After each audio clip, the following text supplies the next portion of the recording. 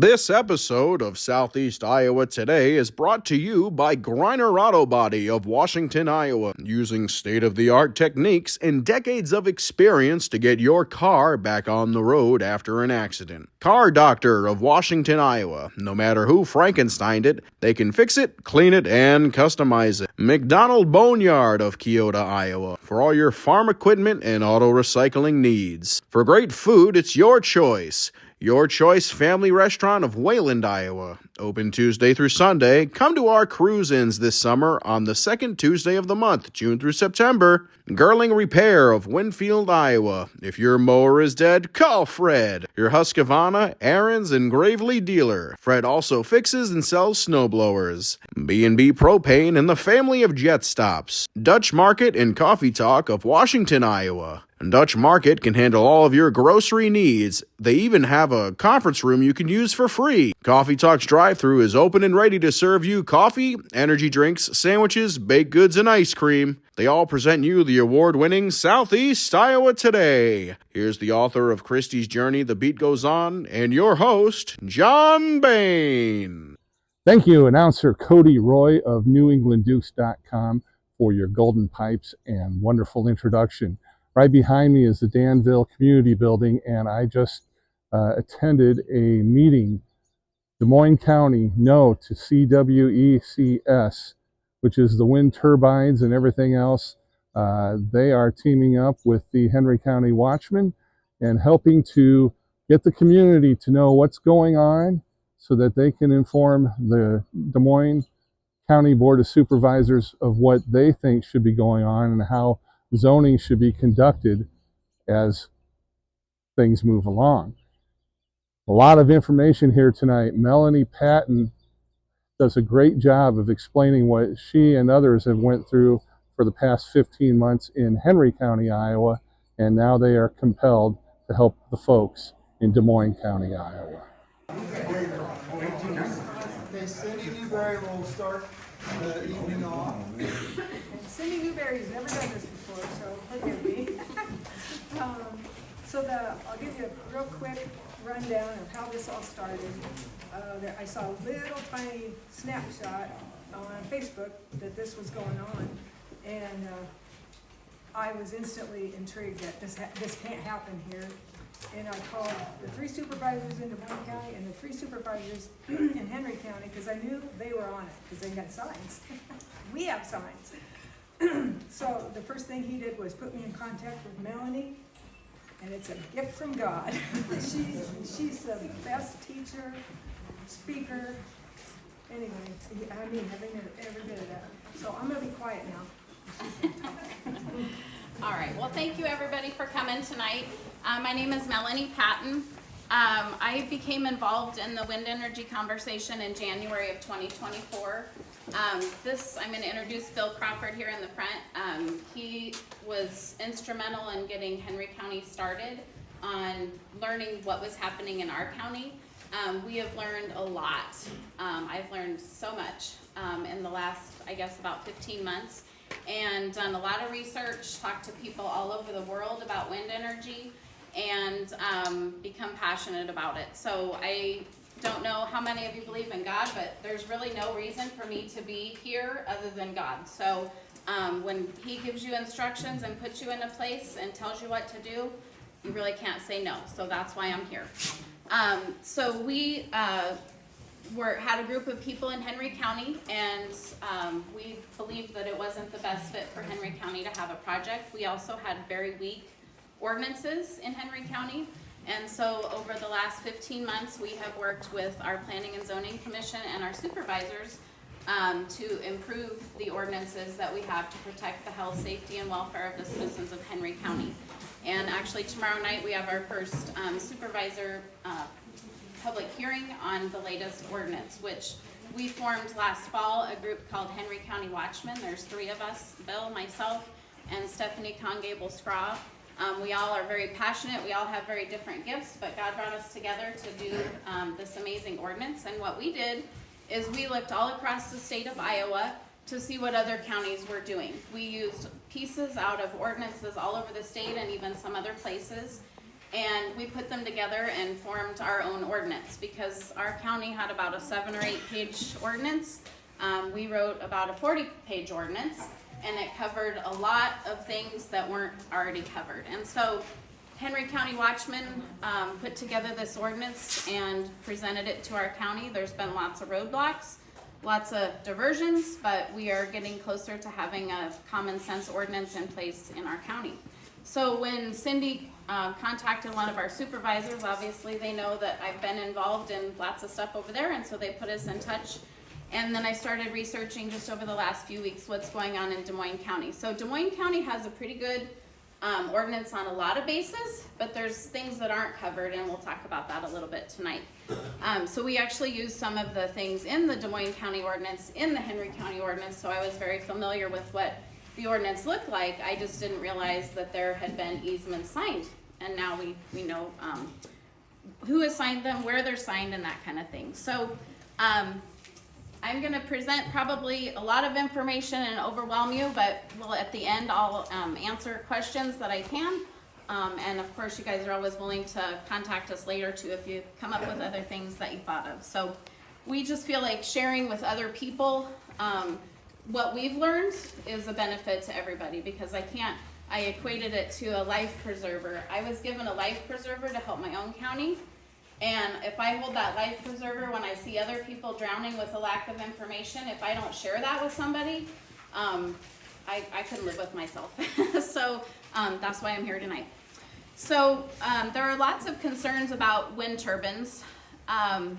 This, and unfortunately my speaker shut off. Let's see.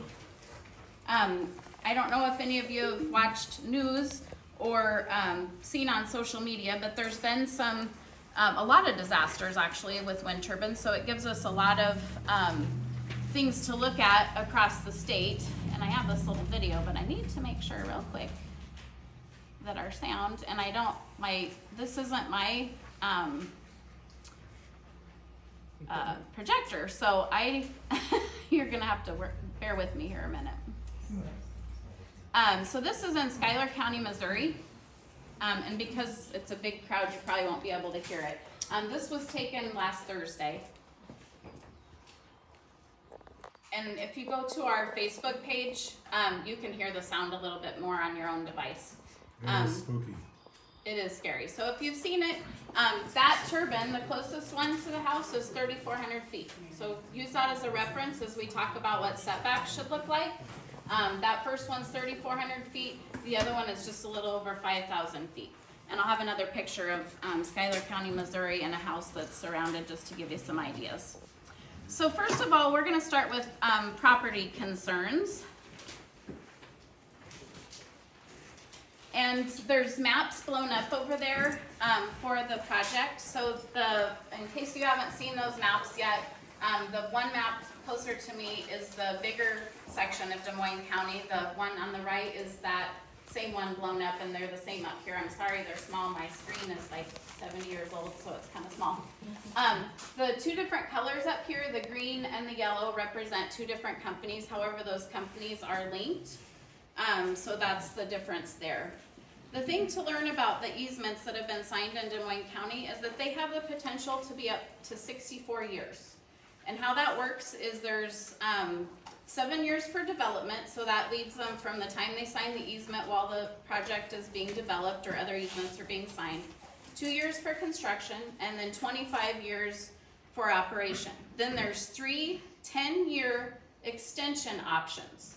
Those extension options are for the company. They're not for the landowner. So if the landowner at the end of the 7 + 2 + 25, that's 34 years. At the end of that time, if they say, I don't want it for another 10 years, they don't have that choice. So it's the company's choice. If they decide to go another 10, then they're at 44. If they decide to go another 10, they're at 54. If they decide to go the last 10, they're at 64 years. So that's basically 2 to 3 generations that are being signed up. These contracts, they stay with the land. They cannot be canceled once they're signed. Including those, if you sell your land, the easement goes with the land. If you give the land to your kids when you die, it goes with the land. You can't get out of it. Nobody can get out of it. It goes with the land. So that's one thing to think about. I don't know why we would want to commit the most productive resource we have, which is prime farmland, to a project that's committing it for 64 years with no way out. Basically, the landowner is giving up the rights to make decisions about their land and what is best for their land. The wind energy company has rights to do things on their property without asking your permission. They can clear trees, they can take out crops, they can put in a different road, and they like to say that they're going to ask you where you want the turbine. If you talk to people that have turbines across the state or across the nation, they don't ask you. If it works better for the company in one spot, that's where they're gonna put it. So you're giving up a lot. Leases can also be sold. A lot of people don't realize that. If a company like this company decides, you know what, we don't wanna abide by the ordinance, so we're gonna sell these leases, they can sell it to another company. They can sell it to a solar company. They can go bankrupt, and then who knows what'll happen to the leases, but the leases can't be canceled unless the company says we're canceling the lease, which very rarely happens. So that's another thing to think about. The other thing, if you have seen some of the, like Mechanicsville is a very popular one that's talked about, and I'll talk about it a couple of times tonight. They're now on their third company that owns that, and that's why they're having such a problem getting it cleaned up, is because the original people that made the promises are long gone. So you're on to your third company. Let's see. Also, the leases that landowners sign hold them to confidentiality. So they are not to tell you what they got paid. They are not to speak out really in favor or against unless the company asks them to. The project in Henry County, when we've had public hearings, the company has come, they've given the landowners a little strip of paper with something to say, and that's what they're allowed to say. But you have confidentiality, so you're not supposed to talk about it.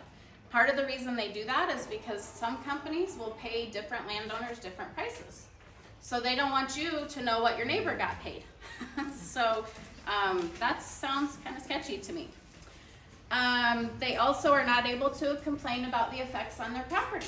So if you have compaction, if you have a health effect that pops up, if you have a drainage issue, you can tell them about it, but very rarely do they take care of it. So if you breach the confidentiality in your contract, they can sue you. So a big multinational company obviously has some pretty good attorneys. You're probably not going to win.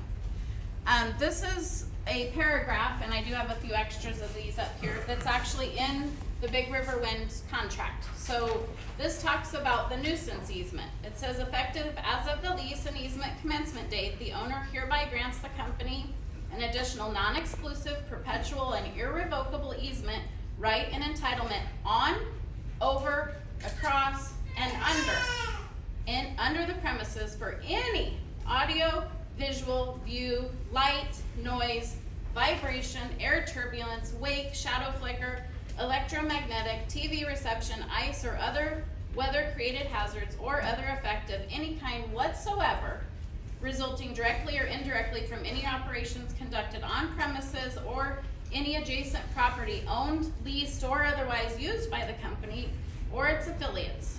By granting this easement, owner on behalf of itself, its heirs, its successors, and its assigns, that means if you sell it, hereby waives and releases any right, claim, cause of action which it may now have or which it may have in the future, known or unknown, against the company as a direct or indirect result of said effects. Pretty much covers it, doesn't it? So they're not going to be liable for anything. I'm wondering, can a clause like that be included in the resolution of an eminent domain action? Turbines are not open to eminent domain, however, cabling and transmission lines can be. So, I don't know if that answers your question, but it probably wouldn't be for a turbine. But if you've already signed away, so, I mean, it's kind of like, yeah. All right.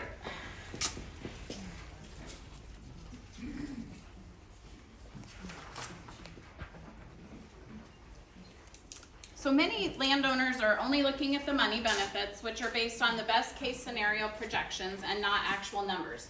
The Des Moines County contracts do have a projection or a payment in there that's based on what is produced. What they tend to do is they tell you what the maximum production is. In the research that's been done, wind turbines are generally about 30% efficient. So the projections they're probably going to give you are based on 100% production. However, wind turbines never produce at 100%. So that's one thing to think about with the projections.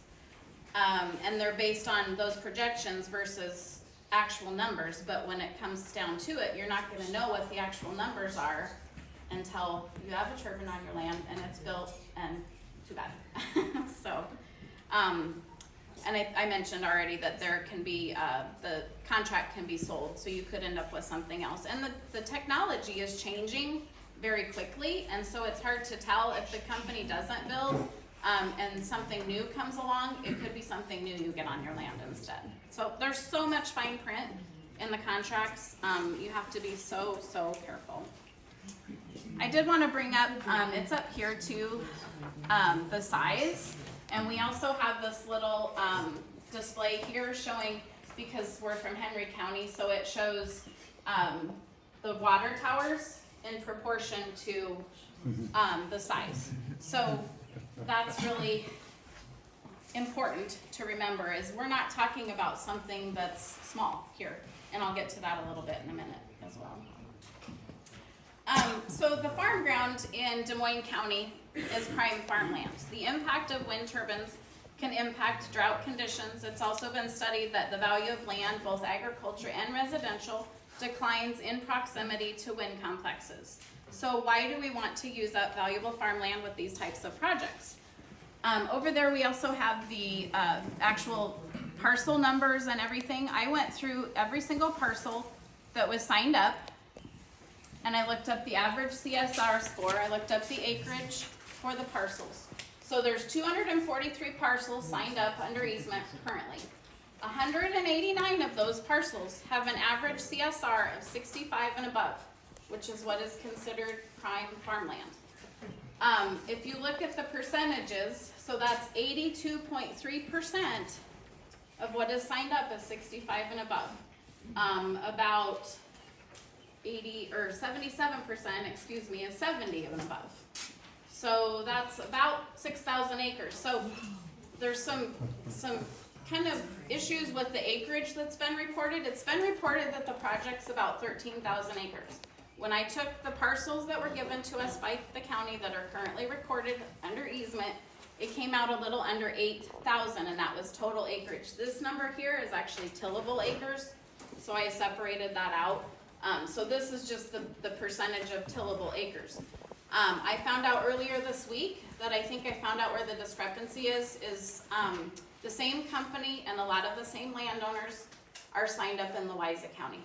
So because that's right up at the top of the county of Des Moines County over into Louisa County, I think that's where our acreage is. So their plan is to get both counties to go together, and that's probably where the acreage discrepancy is.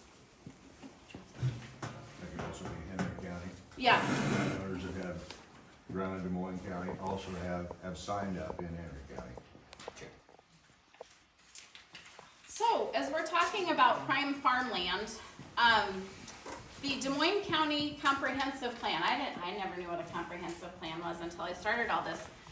But a comprehensive plan basically talks about how you want the land in your county to be used. And so it talks about future or existing land use and future land use. And when I looked through the Des Moines County document, it's on the website. You guys have a great website, by the way. We're working on getting ours to look better, but the Des Moines County website is awesome because you can find stuff. So it's very specific about ag lands and agriculture. And so I pulled a few pages out of it. It's a 150-page document. But this comprehensive plan, this kind of talks about what a comprehensive plan is. And so the yellow, if you see yellow in there, that's actually yellow in the document online. The pink is what I did. So the comprehensive plan is the foundation for county zoning. Chapter 335 states, that's the Iowa code. Zoning regulations shall be made in accordance with the comprehensive plan and designed to preserve the availability of agricultural land.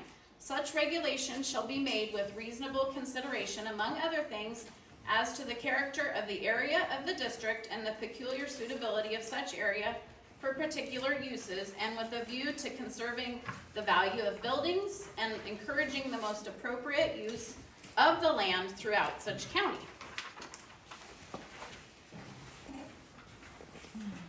Prime farmland. Prime farmland, as defined by the USDA, is the land that is best suited to food, feed, forage, fiber, and oilseed crops. It may be cropland, pasture, woodlands, or other land, but it is not urban and built-up land or water areas. The land is either used for food, fiber, or available for other uses. The soil qualities, growing season, and moisture supply those elements needed for a well-managed soil which is economically maintained to produce a sustained high yield of crops. Prime farmland produces the highest yields with minimum inputs of energy and economic resources. Farming it results in the least damage to the environment. This document says there is about 147,000 acres throughout Des Moines County, 56% of the total acreage, and it meets the requirements for prime farmland. So the area that we're looking at is actually a higher percentage just because it's a great area to farm. The crops grown on this land account for 2/3 of the local farm income each year. A recent trend in land use has been the loss of prime farmland to industrial and urban uses. The loss of prime farmland puts pressure on marginal lands, which generally are more erodible, droughty, cannot be easily cultivated, and generally are less productive. Okay, I want to just remind you that this is the Des Moines County Comprehensive Plan. This tells what should be going on in the county. Okay, the statement of intent. The Des Moines County Comprehensive Plan serves as a basis for managing growth and development in the unincorporated area of Des Moines County. The plan provides guidelines for developers and the general public in understanding and predicting future land use planning within the county. It provides a legally defensible and socially responsible mechanism for managing such factors as the type, rate, amount, and/or quality of future development within the county. We hop down to the bottom there. I'm on this side.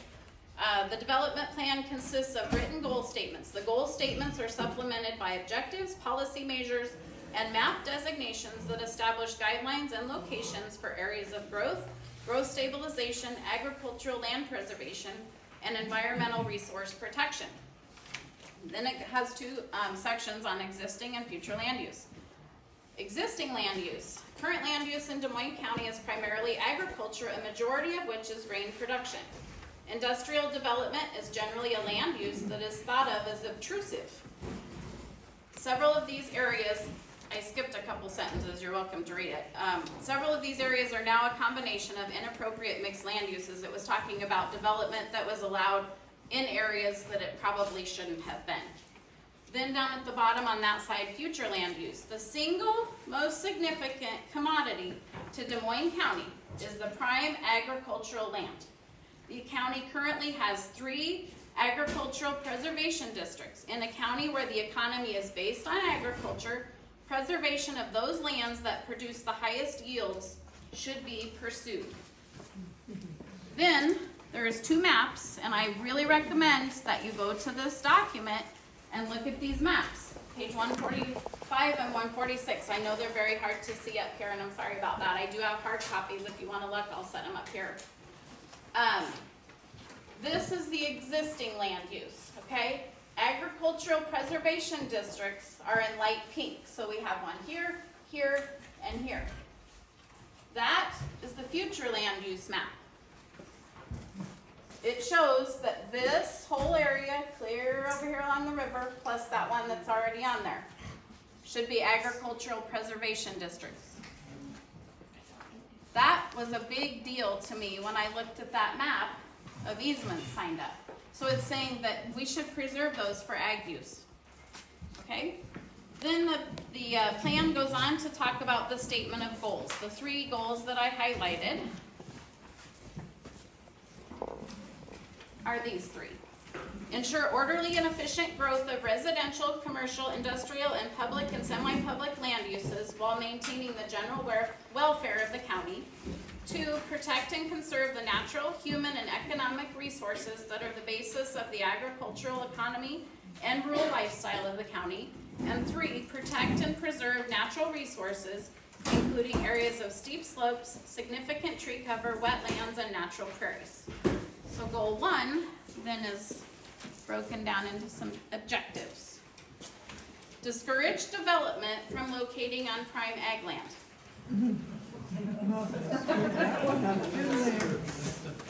B is policies for future growth. Des Moines County recognizes and accepts that normal agricultural and environmental conditions come with rural living, right? We can smell hogs, cows, have a farm tractor in front of us, all that kind of stuff.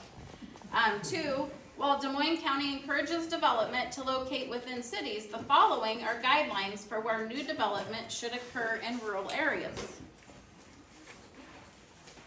A, on marginal or poor agricultural land that is not environmentally sensitive. B, with access to adequately constructed roads. It takes about 65 semis to bring one tower and turbine onto a property. Do you think that the gravel roads will support that? Do you think the ditches, the drainage? E, where it is least disruptive of existing agricultural activities. Okay, goal 2. Oops, it was on that page, wasn't it? Goal 2, protect and conserve the natural, human, and economic resources that are the basis of the agricultural economy and rural lifestyle of the county. Objectives, recognize agricultural land as the principal natural resource of the county and preserve those productive agricultural soils historically exhibiting high crop yields and considered most suitable for agricultural production. That would be CSR of 70 and above. 2, discourage development on productive ag land that might hinder the ability of the ag community to maintain and expand its level of agricultural activity. 4, base land use decisions concerning ag land on the modern soil survey as well as the compatibility of surrounding land uses. B, policies. Proposed development on ag land should be evaluated based on prime ag land criteria as stated in the Des Moines County Subdivision Ordinance. And 2, preservation should be encouraged by creating an agricultural preservation zoning district. So that goes back to those maps, okay? That stuff meant volumes to me. So there's stuff in place in the county, but a lot of people don't know the comp plan is there. Some people that are holding office and making decisions might not know it's there, because I can tell you from my experience in other counties that might be the case. So those are definitely things that we need to be looking at and thinking about. So with wind energy, ag land is being used for industry. These are not farms, they're industrial energy complexes. Those don't belong on ag land. I mentioned to you about the height. So the current proposal is for 650 to 750 foot turbines. The FAA permits that were pulled on this project last year are up to 750 feet. What they generally do is they go in a high number so that it covers whatever. So right now the average that most places are seeking is 650. That's what the project in Henry County was, and it's a different developer, but that's what a lot of them are going for right now. There's only one turbine in the state of Iowa currently that's over 600 feet. One. And that's up on the northern border, close to Minnesota. There is not conclusive evidence on how that size turbine would affect every area or form of life around them.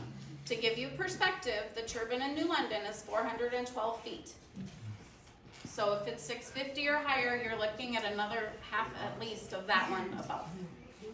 Okay, there's no studies at all to show what the effect will be on people, animals, or property. So it kind of seems like we're going to be guinea pigs, and that's not acceptable to me, is it to you? So the other part of that, parcels that I mentioned to you, the 189 with the average CSR or above, I was kind of curious what that would represent in a dollar figure. So let's say that prime farmland, some would probably go higher, some would go less. is going around $14,000 an acre. That's about $84 million in prime farmland. This land is just leased, right? These are leased, but it's basically the same as buying it. You're still the deed holder, but you really have no say. And you still pay the property tax. Right, right, yep, yep. It So can't be farmed. it can be farmed, but the question is to what extent? So there's so many things that go along with that. I mean, you have a road, you have drainage issues, you have, what, if you used any sort of ag spraying from the air, it impacts that. So there's a lot of things that change about it. So there is also a lot of health effects that people have experienced and have been documented with people and animals living near these type of complexes. There's noise concerns. So there's audible noise and there's low frequency noise, which is also called infrasound. Many health conditions come from those things. There's also vibration concerns up to several miles from turbines. Vibration can affect animals, humans, earthworms, insects. There's also something called vibroacoustic disease that affects people's hearts, blood pressure. There's also shadow flicker. Shadow flicker causes major issues year-round. If placed too close to homes, it can cause disruption, anxiety, depression, seizures, sensory issues, and countless other effects on both people and animals. People have reported sleep disturbance, living near turbines. Our area enjoys quiet and solitude, and it's one reason why people choose to live in southeast Iowa, because it is quiet here. There's also been studies about well water disruption. There's currently the DNR and a group up at the U is doing studies on other turbines in Iowa with well water disruptions due to the vibrations, both during construction and operation. So unfortunately, once a complex is built, it's too late. These people are living near them, dealing with the issues. They are expected to deal with the ramifications, even if they are not the ones receiving the money for having a turbine on their property. We also have to think about how our emergency services will respond. Are the volunteer first responders equipped to deal with an emergency? How will this affect life flight? We have a pilot that lives in Winfield. His name is John Martin, and he flies out of Burlington and Fort Madison. He wrote us up some concerns, and again, I know it's small, so you can't read it, but I will read a few pieces that I thought are very important. The primary benefit to patients for air transport is that it's expedited, so you get there quicker. The disadvantages is if you have to ascend and descend from higher altitudes because you have to fly higher in areas where there's turbines, and you can imagine they fly at a 300 to 500 foot area. So if we have turbines that are 650 or above, they're gonna have to fly another 300 feet above that. So it's gonna add to flight time. He thought it would probably be about 10 minutes or more, and that affects time-sensitive transport for patients.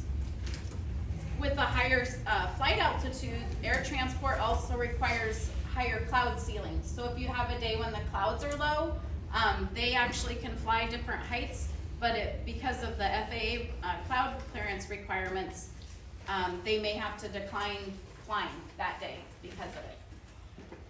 Currently, he said we are able to land unrestricted to a majority of the county due to it being flat farmland, except for communication towers. Wind farms preclude these areas for safe landing zones, especially at night, because they can't tell where the blades are. It requires the ground EMS to establish a landing zone away from a potential accident site, requiring additional and unnecessary ground movement of the patient. In addition to additional personnel to establish and secure the new landing zone. The AirMed benefit is that we are able to land as close as possible to an accident site to minimize patient movement, which is important if there's trauma to the head or neck or the spine. So if a flight can't land close to where the accident happened, then they're gonna have to transport that patient in an ambulance, unload them out of the ambulance, and into the helicopter from a different location. So a lot of things to think about there. There are also health departments across Iowa and other places that have weighed in on this. Madison County Health Department provided us with a volume of information. They were a hotbed of discussion back in 2019. They already had some turbines in Madison County, but they were suggesting that there not be any more. And so the Madison County Board of Health passed a resolution on August 8th of 2019. There were presentations from both sides on the health issue. and the Board of Health passed this resolution. The Board of Health determines that there are potential negative health effects with commercial wind turbines and that current setbacks are inadequate to protect public health. Therefore, the board would encourage those entities with jurisdiction within the county to take this into consideration when determining setbacks. We recommend that the Board of Supervisors require a setback of 1.5 miles. The Brown County, Wisconsin Health Department also found issues with the concern of health. That county had a very small project that had already been built with 8 turbines. Because of adverse health effects from those living near the turbines and water contamination, the Brown County Board of Health declared a health emergency in 2019. In their meeting minutes, they detailed all of the things that they were seeing, and it was some of those I mentioned a few minutes ago. So they declared a health emergency there. So in addition to people, we also have animals, the animal effects. So bats are a big part of our ecosystem here in Southeast Iowa, whether you care for bats or you don't. But it has been documented that they are killed in droves by wind turbines. And a reduction in the bat population can then affect insect populations, which then affects agriculture and lots of other things. Birds. Turbine projects affect migration and nesting patterns of birds, including bald eagles. We're in a huge migratory area here, and I'm sure if any of you are out in the country or live in the country, you see eagles and vultures and things all the time. The U.S. Fish and Wildlife Service actually allows wind energy projects to purchase something called a take permit. And that is that they can kill so many bald eagles based on the size of the wind project. It generally costs them about $25,000, and that way they don't get fined beyond that. Unfortunately, there's nothing that makes them count them. There's no reporting mechanism, and there's really no consequences if they go above their take permit. So that doesn't seem really good to me. There are also other impacts to wildlife, such as bees and vulnerable species. There are concerns with warming of the ground temperatures and altered habitats. There's studies in Germany where it causes drought conditions, where there's big areas. And you can imagine, we rely here with farming, we rely a lot on the dew. And so you can imagine if you have a fan 700 feet in the air blowing things, that's going to affect the dew and stuff like that. There are also impacts to deer and other wildlife. They tend to avoid wind turbine complexes, so that could potentially affect hunting and conservation efforts in our county as well. So many things to think about there. I feel like I missed something here. Just double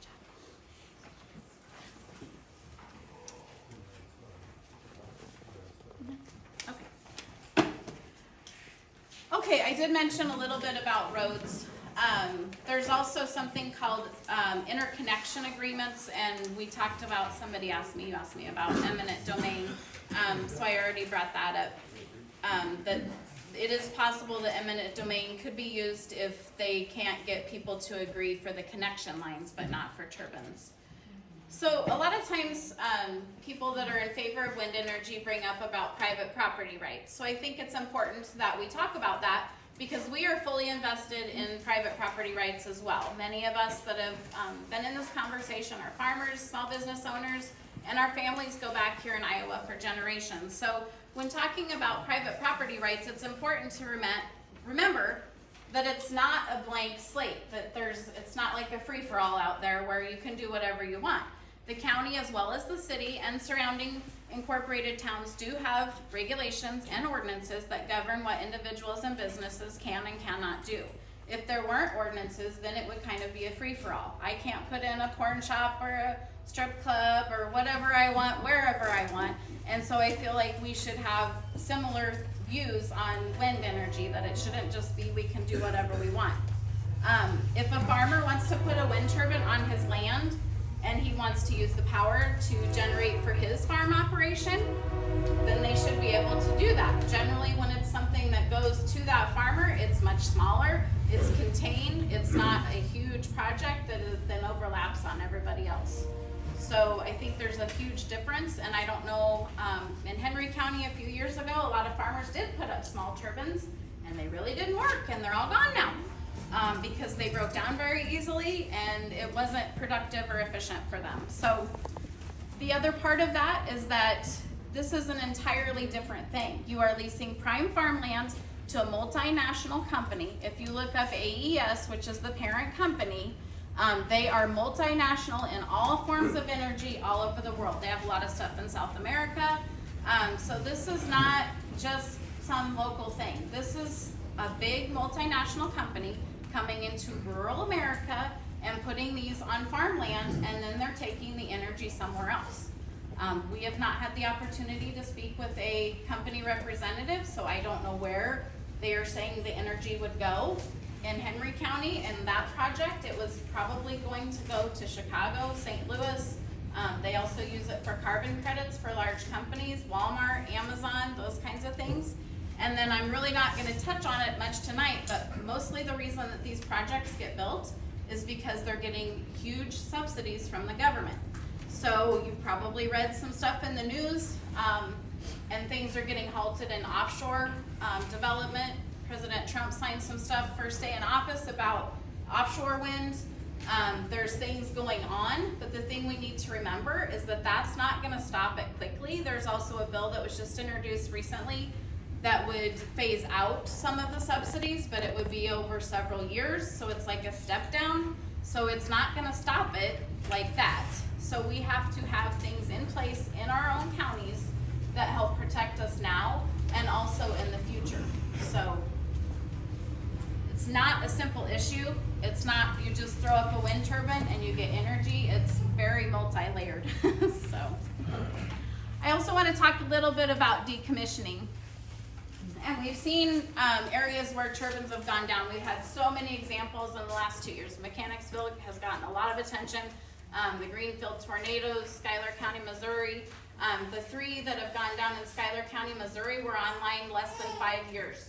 And they really don't know what's going on, or they do and they haven't told anybody, but basically they just fall and it's not even a storm. So there's a lot of things to think about with decommissioning. The ones in Mechanicsville, there was 3 lightning strikes on 2 different turbines. One of them, it obviously happened twice, but there was debris that went a long ways. So this was a turbine that went down in February of last year in Osceola. It was only 225 foot tall, and there's some more pictures over here of it. But basically, they went to the debris field and found that some traveled 960 feet. So that is about a little over 4 times. So it went that far out. This picture shows the size of the fragments. So there's a average sized guy and some of the fragments. They had a 1,600 foot setback from houses. Des Moines County's is currently 1,800 foot. They also had a 1.1 times the turbine height, which is very similar to what Des Moines County has right now. So some of the pictures you see fine little fiberglass stuff, but if you have something that's that tall, that's kind of big. So the taller the turbine, the longer the blade? I'm sorry? The taller the turbine, the longer the blade? Yes. So then we also have to think about the farmland. So the farmland, there's a hay farm in New York that was damaged when a turbine went down. It was splintered. So there is splinters of fiberglass in this turbine blade in that farm. And so they actually had a hay crop that was ready to be harvested. So they couldn't harvest the hay crop. And that actually goes in the ground. So basically that field is no good anymore. So you have to figure out how to get rid of everything that's there and then bring in something new. And the last time I checked, you can't go to Menards and buy Iowa topsoil that's a 90 CSR, right? And so it would be very difficult to get it back the way that it was before.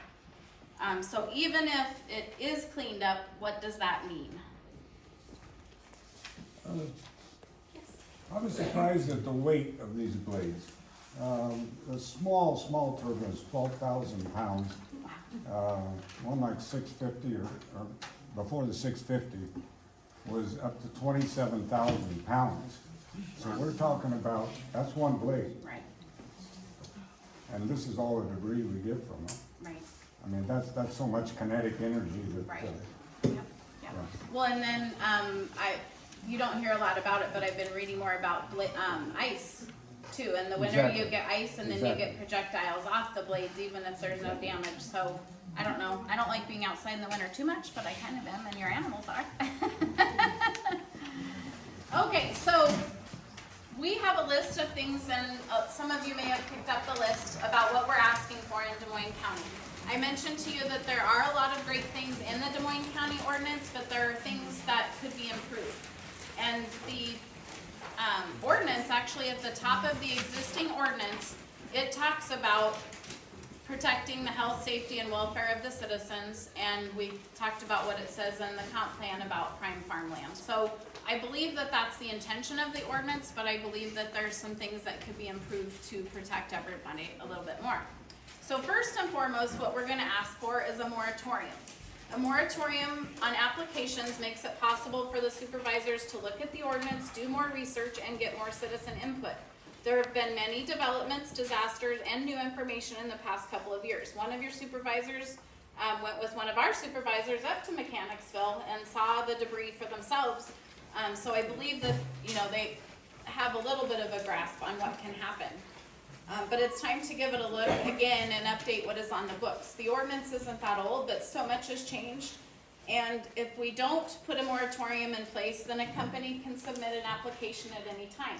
If an application is submitted right now, then its rules are based on what the ordinance is that's in place. So a moratorium makes it so that they can't submit an application until the ordinance is looked at, everybody gets to have a little more input, and the ordinance could be updated.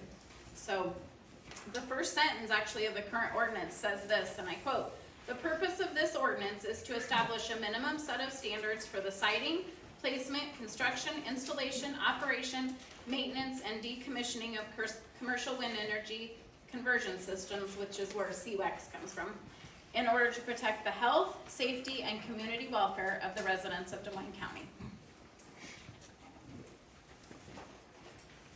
The second thing is setbacks. So I did this little graph to show you what the setbacks currently are in the ordinance, because it's all written out in sentences and it was kind of lumped together, and I felt like this showed it a little bit better. So a non-participating occupied dwelling. So that's if you have a house and you aren't signed up with an easement. Non-participating means you didn't sign anything, so you're just a neighbor to somebody who might have. So currently, the minimum distance of a turbine is 800 feet from your house. 1,800 feet.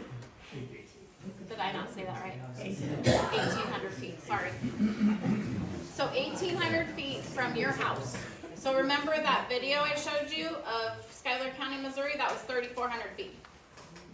So it would be about half that distance to your house. I have a question. Yeah. How are people getting easements when they have property that is within 1,800 feet of a house?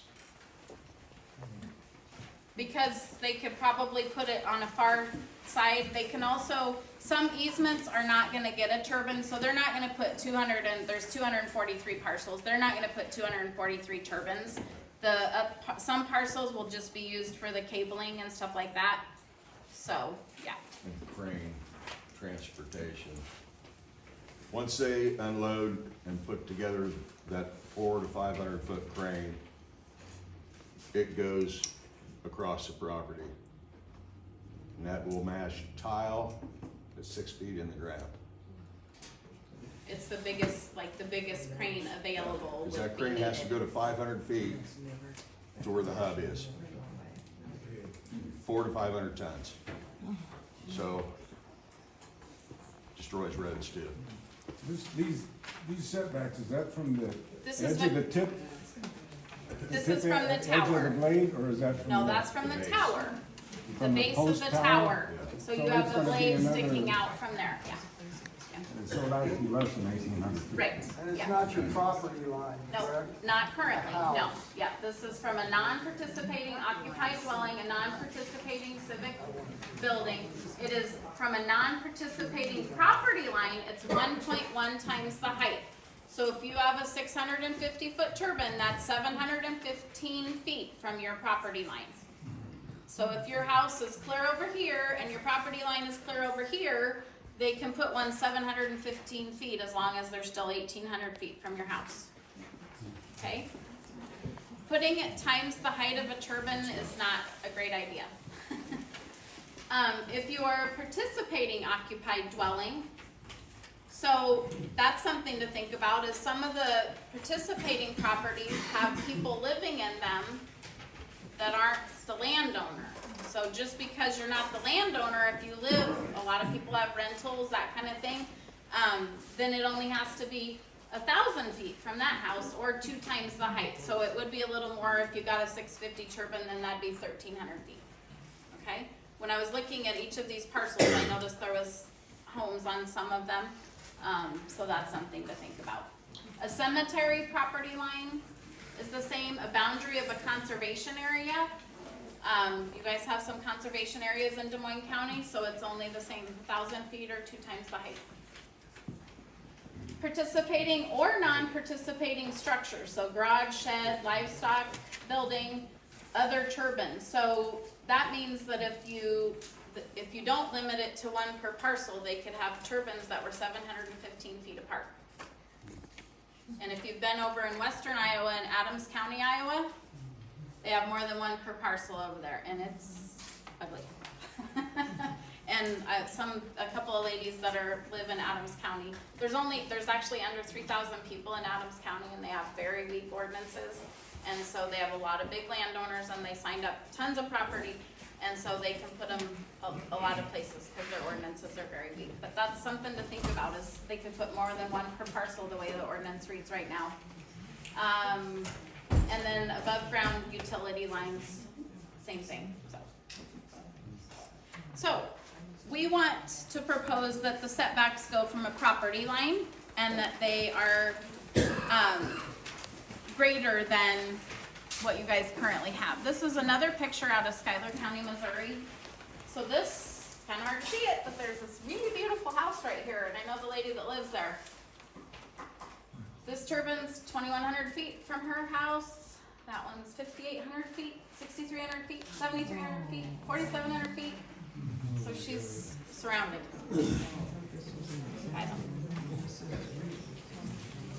So, this lady and the lady that took the video that I showed you at the beginning have fought like crazy, and they've helped people all over the nation learn what it's like to live with turbines. So they're amazing. The lady with the video, she has little kids, and she's pretty young, and so I just gotta hand it to them that they are dealing with it and sharing it with other people, because if you don't know what it's like, it's hard to imagine your house looking like this. What's the property values? Would they go down, would they plummet? The property values, actually, I'm gonna get to that here in a minute, because that's one thing we think needs to be added to your ordinance, so. All right, let's see. We are recommending actually 5,280 feet from non-participating property lines. Those who are willing could still agree to have lesser setbacks. So there's something called good neighbor agreements, which aren't really being good neighbors, but you can agree to waive a setback, and we did write that into our Henry County ordinance. So if somebody said they didn't care, they could sign an agreement that basically waived the setbacks, and also we did that with sound and some other things. It's a very bad idea because it also goes along with the property, so it can't be ended when if you sell your property or whatever. But that way people can't say that you aren't giving them private property rights. If you want to sign it away, you can do that. It's not a great idea because it could be passed on later too. Town setbacks. Towns and incorporated should have the guarantee that they will be able to expand. So, some of our small towns aren't growing, but things change.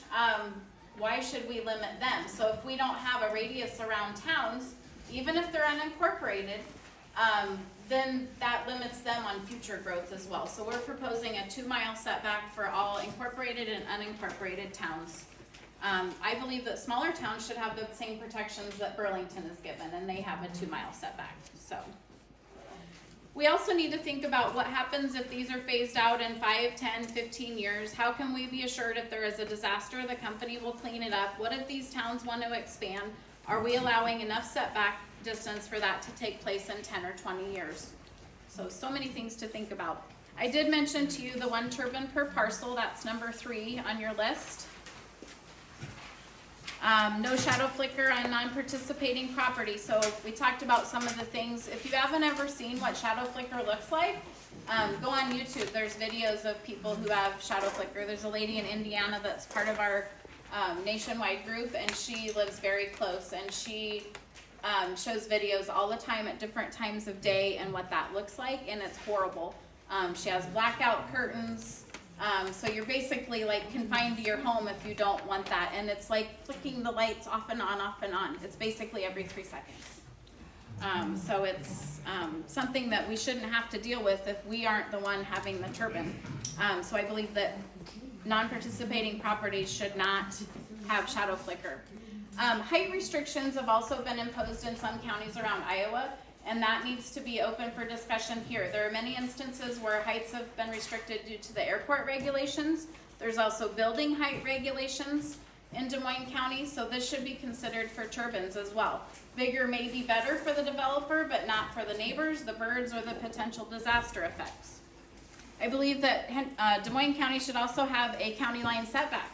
So other counties have a county line setback protecting their neighbors. So if I live right over the border in Henry County, but Des Moines County doesn't have a county setback, then I could potentially have my home or my property closer than what the setbacks say. So I believe that that's a common sense neighborly thing to do, is to have a county line setback. Appropriate property value guarantees. So it's been proven that property values in areas where there are turbines can decline from 10 to 50%. And so if you build a property value guarantee into your ordinance, it ensures that if a project is built, that basically the company is on the hook for making sure that you can sell your property. And there are ways to do that by having properties valued at the beginning of a project, and then if they should choose, if the project is built, then they could choose to sell and be reimbursed for that. Because as far as I'm concerned, a non-participating landowner shouldn't have the burden of their property going down. They're not receiving any of the money from the project. We go back to the CSR standard. Here again, about why prime farmland should not be used as an area of industry. This can be assisted by adding a CSR standard to the ordinance. In the Henry County ordinance, we wrote in there that 20% or more of the land, if it's at a CSR of 65 or above, a turbine would not be permitted on that parcel. It preserves ag land as ag land, and it goes along with the comp plan, which is how it was supposed to be written. The other thing missing from Des Moines County is the sound guidelines. There is no sound mentioned in the Des Moines County ordinance, which is really scary. Because if you have a turbine and it's louder than what they said it should be, you have no recourse right now. There is nothing. I looked through it so many times, like there's gotta be something. And the thing that really floored me is if you look in the telecommunication tower section of the Des Moines County ordinance, it mentions sound. So I don't know, does anyone live near a cell tower? Does it make a lot of noise? Okay, so I was like, okay, they're stationary. I suppose there could be some electrical noise. I do live not very far from some big power lines, and when it's wet, we do hear some noise from that. But I knew that when I moved there. But it's not moving, it's not 700 foot tall, and it's not making a lot of noise. So I'm not sure why there isn't sound, but that's something that needs to be added for sure. Escrow accounts in place of bonds as security. So I'm gonna go back to that. The thing that happens if you have a bond as security, which means if there's damage or something like that, there's bond, and it is written in the Des Moines County ordinance. But if you don't have an escrow account, it can take a while to get money out of a bond. If you have a company that went bankrupt and they have a bond, we actually saw this in Louisa County, the bonds didn't get renewed when things changed hands, so there was a gap in coverage there. So the thing with escrow accounts is the money is readily available. So the company has to put money in an escrow account, it's held by the county, and then if there's a disaster, if like Mechanicsville happens and something goes down, that money is right there. And you know, they're already a couple of years into fighting, trying to get that cleaned up, but the money's there. It's not waiting on a bond, it's not suing an insurance company, all of that kind of stuff. So it just makes a lot more sense. Number 11, an unredacted safety manual from the company. So this is important because we need to see what the company thinks are safety specifications. So there's a safety manual that is talked about a lot that you can see. And in that safety manual, it talks about if workers are at the turbine and there's a storm, they need to remove themselves 1 kilometer, which is 3,280 feet. So if they're working on it, then they need to remove themselves 3,280 feet. What if you live 1,800 feet from it? So companies are they don't like to share their safety manuals. And it would also assist local fire departments and emergency response knowing what's necessary in emergency.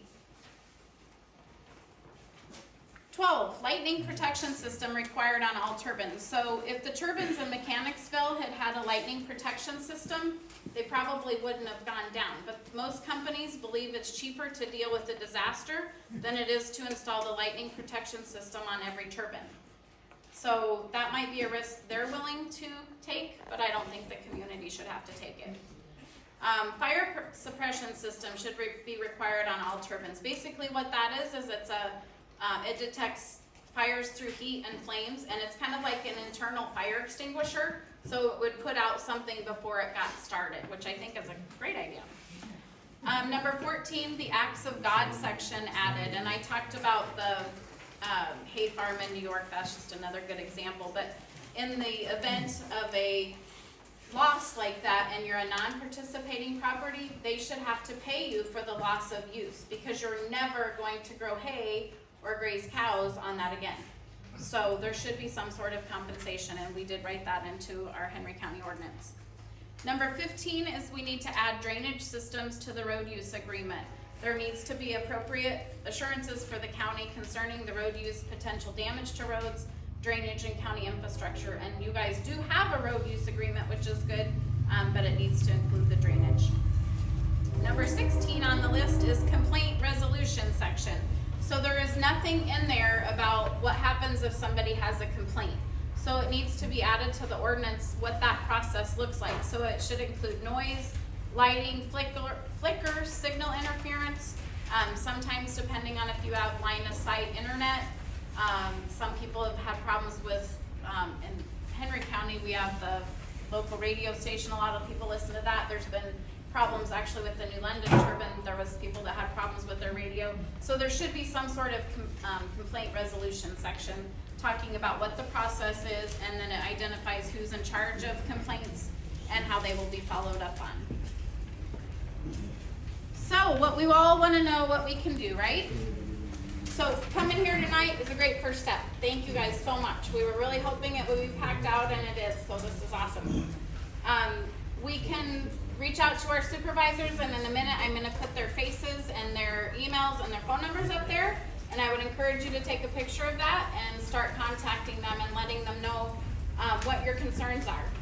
We can also start attending supervisor meetings and making public comments. So Bill and I had never been to a supervisor meeting before, and now we really don't miss one. Because things happen at supervisor meetings, and you will learn not just about what's going on with this, but you'll learn a lot of other stuff. It's just very important, and I know that it's not possible. You guys have it great because you can actually watch yours and listen to yours online. So if you go to the Des Moines County website, there's a place to watch the meetings and or listen to them. And so that's awesome. We're working on getting that in Henry County too. But just being involved in the process and knowing who the people are, because our supervisors said that up until this came up, no one ever came to meetings. Like they said sometimes they'd get 1 or 2 people, and it was usually specific to whatever was on the agenda. So, or, you know, the newspaper and the radio come and report to us. But otherwise people weren't coming. So I think if they know that people are interested, people are concerned, they have questions, then they will pay attention. So it's good to go to those meetings. If you haven't and you would like to, please sign the petition. We're doing a petition to ask them to put a moratorium in place. Our hope is that they will realize it's a problem and they'll do it without the petition, but if they won't, then we're gonna go out and pound the streets and get the signatures. I would also suggest that you do your own research, ask questions, look up possible effects. I mentioned looking up shadow flicker. I mean, there's lots of things available. These guys started a Des Moines County No to CWECS. If you're not on there on Facebook, I suggest you check it out. They also have sign-up sheets for people that are interested in volunteering. If you'd like to have stuff to give to your neighbors, that kind of stuff, please get with someone at one of the tables so you can get signed up. And I just want to let you know that we're not the only counties doing this. So Lynn County is looking at their setbacks. That's where Mechanicsville is. And because they had such a problem up there, one of their supervisors said, we can't go back and prevent what has happened, but we can help protect others in the future. So they realized what they had in place didn't cut it. So I think that's where we are right here too. Woodbury County recently increased their setbacks because of the risk to non-participating properties. They said the same thing. They realized what they had wasn't enough. Cerro Gordo County, their Planning and Zoning Commission felt that turbines weren't the right fit in their county. They actually compiled a 100-page document, their Planning and Zoning Commission did, and they said they didn't want any more alternative energy projects approved in their county. So we need to start joining together, which is what this is all about, both here in your county and also with other counties, to let people know what's going on. You also need to talk to your neighbors, your family, your friends, and other people in your community. There's people here tonight, their family signed up their property, they had no idea. We have the same thing in Henry County. A gentleman, he lives on his family farm, but his sister's in charge and she signed it up and never told him. So you need to talk to your friends and family. Knowledge is power. Encourage anyone who is considering signing an easement to speak to an attorney. Do not sign it. We've had people tell us that they didn't read the whole thing. That is a really bad idea. And realize that it's okay to say no. People are feeling pressured. That's not a reason to say yes. People are feeling that everyone is doing it. That is not a reason to say yes. That is a sales tactic. What they tell people is, well, your neighbors are going to get the money. You don't want to miss out. You should sign up too, otherwise you're going to miss out because this is going to happen. We've heard the comment that it's free money. I think we all know there's no such thing as free money. So just say no and talk to people. These contracts, this project, and the potential consequences it could bring are life-changing for all of you, all of us. Your family, your neighbors, the farmers and business people in Des Moines County, and the quality of life that are now enjoyed here. If a project gets built, I've said it multiple times, it's too late. So now is the time to do the research. Now is the time to ask the questions. Now is the time to ask for more time. Now is the time to get active, be informed, and stand up for what you believe in. We can't wait for someone else. I am so grateful that Cindy didn't wait for someone else. Allison didn't wait for someone else. Debbie didn't wait for someone else. Because we know somebody has to do something. So it's also important that people understand that if they sign a contract, even if it's just for cabling on their land, you are enabling the project. So if you have areas, you can see areas on the maps over there where there's gaps, and they'll tell you, well, we aren't going to put a turbine on your property, but we need to connect these areas. Don't do it, because that's what they need. So if you sign it, yeah, you're going to get a little bit of money, but you're also enabling the project. So then you're creating a problem for somebody else that's going to have to live next to it. So just say no. I mentioned that they call those good neighbor agreements. I agree.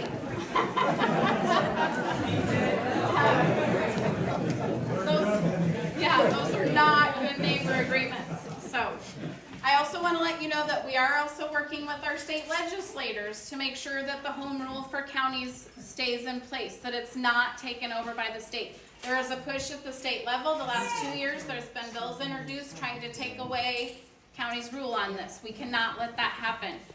There's a push with the green energy lobby to take that away from us. And if they do, then we won't have any say. So the other reason why we're requesting so many things in the ordinance is because if it ever does get taken away, there's probably only gonna be a few things they take away. One of them would probably be setbacks.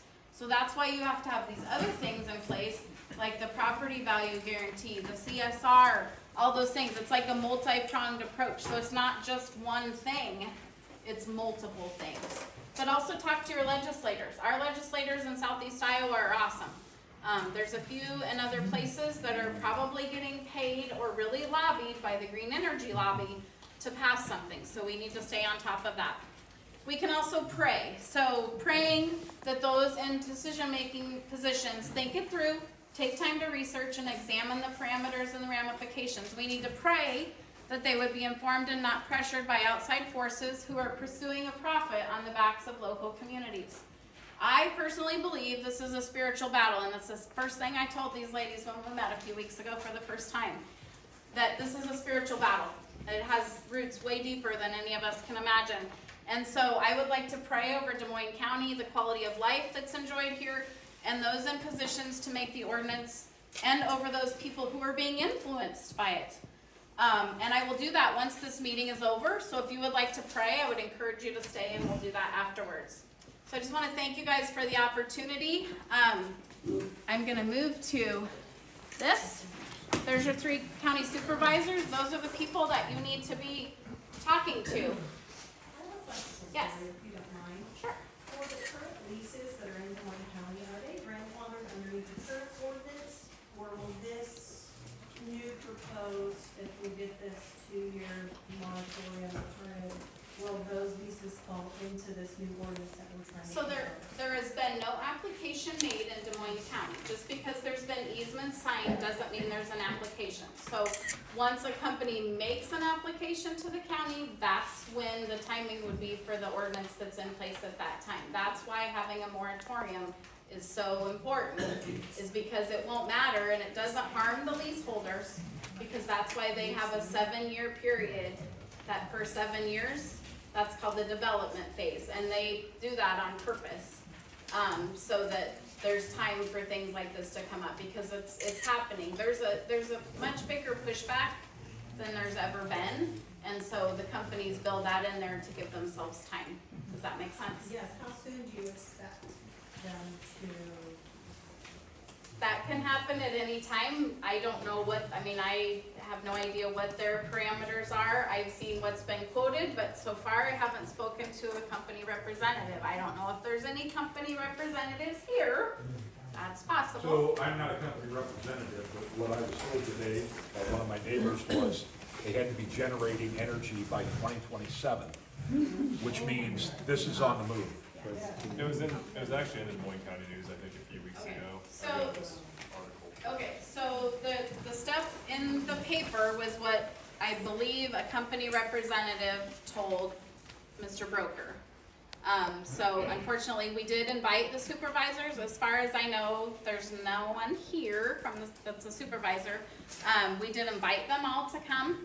And we're happy to speak with any of them and explain kind of our reasoning why we're asking for what we're asking for. Everybody should write them a letter. Yes. Yeah. Great. Good. Yep. Is there a formal procedure to get the petitions to the supervisors and ask for the moratorium? We would like to see a good percentage. That's something we're working on, is the number of signatures we would like to have. There's not a formal procedure. In Henry County, we got about 25% of the active registered voters. We are still working on getting what that number is for Des Moines County. There's not a magic number. I think the point of the petition is to show the supervisors that there's a good percentage of people that are concerned. And so hopefully they will act. I mentioned that I would hope that maybe they would learn of some of the concerns, and they have the opportunity to put a moratorium in place on their own too. That's not something they would have to wait for people to ask for. So we have extra petitions. If anybody wants to check one out and help get the signatures. Yes, you can take petitions, get your neighbors, your family, your friends. And the thing about the petitions is you don't have to live in the area where this is proposed. So I'm sure you all have friends and family and people you work with and that kind of thing, they need to be a Des Moines County citizen or a landowner. So even if they don't live in Des Moines County, but they own land in Des Moines County, they can also sign the petition. Bob? Every letter and every email that you send to the board members is a recorded document. Please write or at least give them an email. Yep. And it's important if you write to the supervisors to express specific concerns.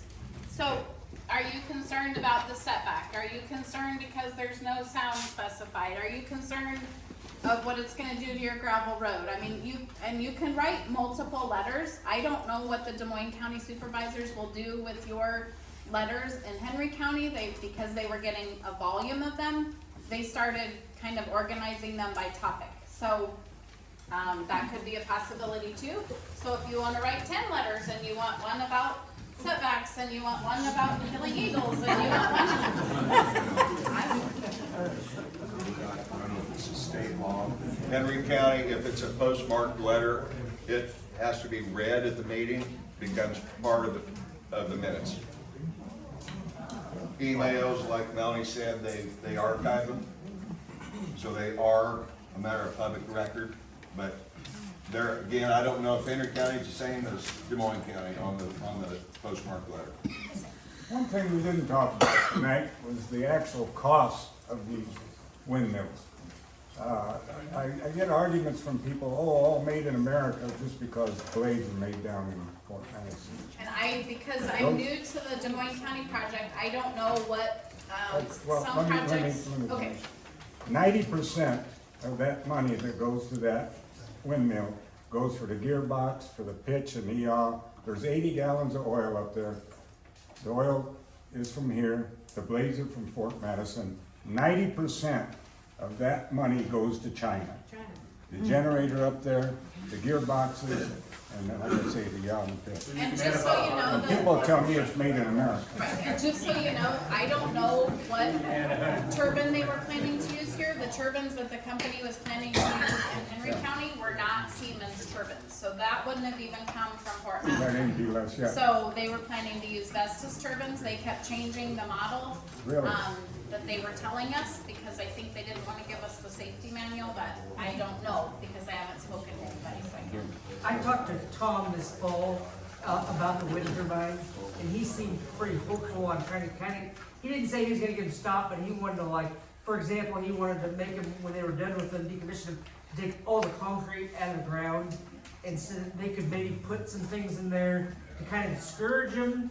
Obviously, he didn't say one way or the other how he felt about them, but it does sound like he's maybe a little bit on our side in terms of, you know, So- not a huge fan of them. I So think the we'll thing push that it. we need to do is make sure that we get a moratorium in place so they can say that they want to change, and Tom's been quoted multiple times saying that he would like a change. So we need to make that happen, because the longer we wait, then the more things that could happen. So we need to get those changes made. So, yep. Could a Des Moines County judge put an injunction in place to stop it? Why not? I'm sure one of Washington DC. I don't know. That's a good question. I don't know the answer to The that. county attorney can't go and get it until they come in and on behalf of Des Moines County and put an injunction, to a judge to an injunction?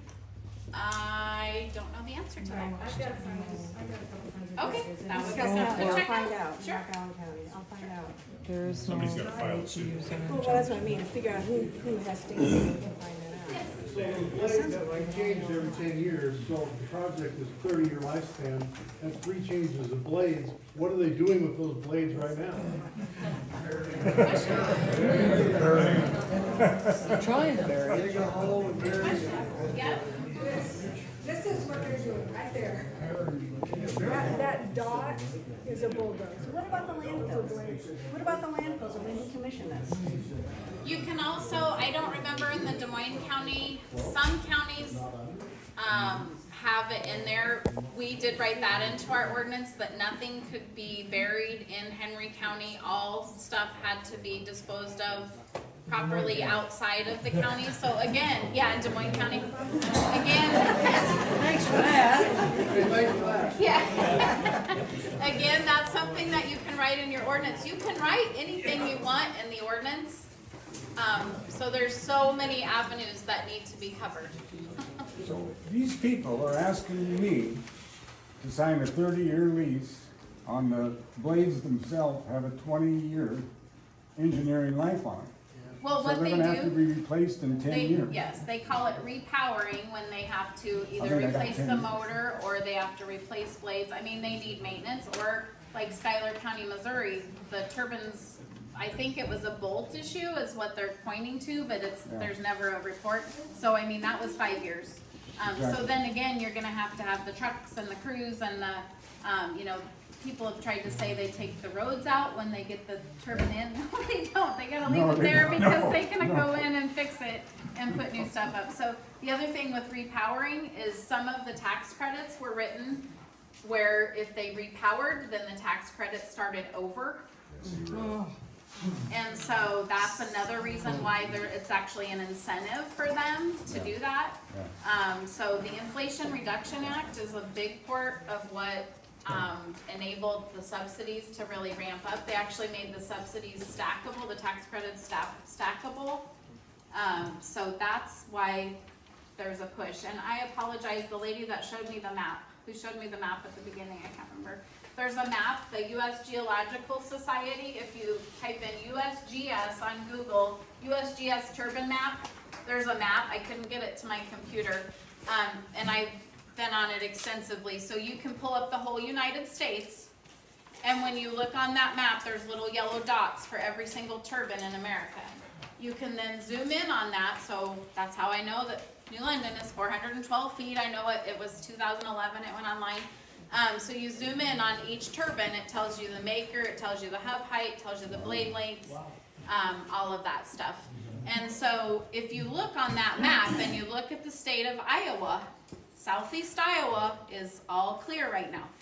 And that's why we are being targeted, because we are an untapped area for turbines. So that's why I was gonna mention one more thing too that I don't think that I've heard mentioned, but I've heard from LJ Roth actually, was that they'll tell the farmers that if they're spraying for crops, they'll turn on the turbines. That is not true. It costs $100,000 to power one down and power back up. Yeah, so the Mount Pleasant Airport is actually closer to the Des Moines County project proposed than the Des Moines County Airport is. Cliff Baker flies out of the Mount Pleasant Airport, and actually him and his family run the Mount Pleasant Airport. And he's been at numerous of our meetings, and he is sprayed all over Iowa, and they say that they will shut them off. He has multiple examples of times when he has called and let them know, you know, next Friday I'm gonna be spraying this field, and they say they'll turn it off. They don't turn it off. The farmers called, co-ops called, like all the people involved with that, and he said he's never had it where they actually turned them off. He's always sprayed around them. So those things, and the company in Henry County said, well, that's not our company, but, you know, I mean, we never know what any company's gonna do, but it's not, their track record isn't great with that, so. They have an airport outside of your. Yeah, yeah. They also tell you they will shut the turbines down for EMS, but they don't. Other questions? Yes. It might be helpful for those that don't know, there's also a Henry County. Yes, okay, Facebook good point. page, that should be together, Yep. because we were where you guys Yep. are now, Yep. 15 months Yep. ago, and so there's a lot of information. Yes, so the Henry County site is Henry County No to CWECS, so that's why Allison named it Des Moines County No to CWECS. It's the same name, just Henry County at the beginning. So we try to share what's going on in our county, and also articles that we find from other places, because I feel like there's so much a volume of information out there, but none of us knew what we didn't know until we didn't know it, right? And so we have to check out the information and learn from other people, so that we can protect ourselves and our neighbors and our county, so. So it's been proven that the farm ground around these turbines can be farmed, but the ground itself becomes less and less Well, productive. there's drought conditions, you have, there's studies about earthworms, I mean, there's just so many So they say, well, you can still farm it, but. Right. But they And don't then say, but depending it produces half of what it used to. Right, and then depending on what they actually take out and return to what it was, if you're signing up, I mean, if I'm signing up my farm, I'm never gonna see it, so it's who's gonna come after me. So I believe God gave us things to be stewards of. Yep. So whether or not we are going to see the farm ground be farmed again or not, if no one is gonna see it farmed again, most of them aren't gonna remove the concrete. Somebody mentioned that, you mentioned that. We did write that into the Henry County ordinance, and I hope that they keep it. So we're still in the process of getting our ordinance approved by the supervisors, but we're much closer than we were a year ago. So those are all things to think about. Thank you for your time. Thank you.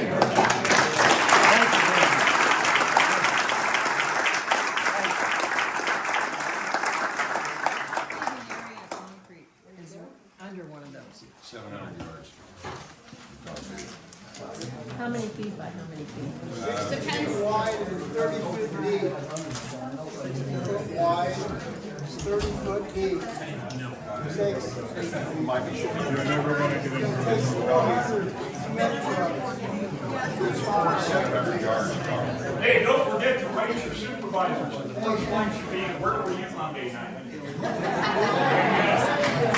Come and get the sign, take it to church, to schools,